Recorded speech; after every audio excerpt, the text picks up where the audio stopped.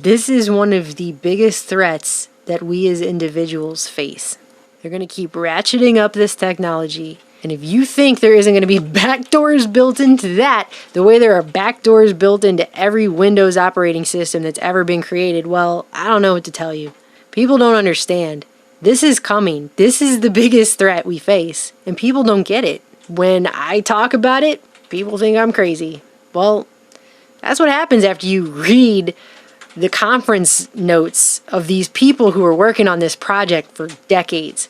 And you look at the declassified documents and you spend hours of your life pulling books out of storage at libraries so you can read what these people were talking about back in 1942. And I'm just telling you, they've been planning this for a really long...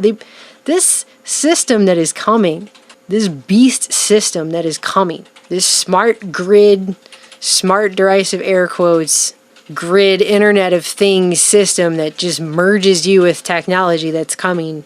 There's a reason they're trying to dehumanize everybody to get you onto that. I mean, what's left? If they're going to start screwing with your neural activity without your conscious consent, what's left? This is the most depressing video I've ever recorded.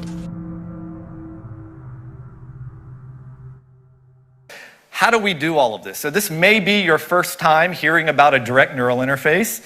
And in the middle of the screen up there is actually an example of one of the types of neural interfaces that we're using in humans today. So this is a sensor array. It's about 4 by 4 millimeters. And on this sensor array, there are 96 sensors. Each one of the tips on that little array can detect between 1 and 3 neurons in your brain. All right? And we have the technology in order to identify those neurons, amplify their activity. There's minuscule signals actually happening in your brain. We can send those signals into a computer, and that computer can interpret what all of those signals actually mean when you're thinking about trying to do something. And we can place these sensors anywhere in your brain or even in your peripheral nervous system, right? These are the nerves that are outside of your brain, okay? So while you may have thought of neurotechnology, as I've just described to you, as being something way off in the future, it's actually a technology that exists today, and we're actually using it with humans. So this is Nathan taking these cones and he's kind of building this structure. He's doing all of this just by thinking about it. You can see he's not moving his own arms. He's just producing the neural signals directly from his brain and stacking those cones.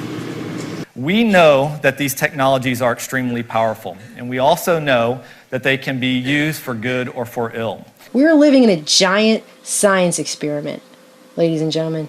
That is what's going on. And I'm not even going to sit here and go through the literally hundreds of patents that you can go find right now at the US Patent Office about how they can use electromagnetic frequencies, RF, all this to target the central nervous system, to turn switches off and on, and make all kinds of things happen in people. This is something they've been studying since the Second World War, like I said.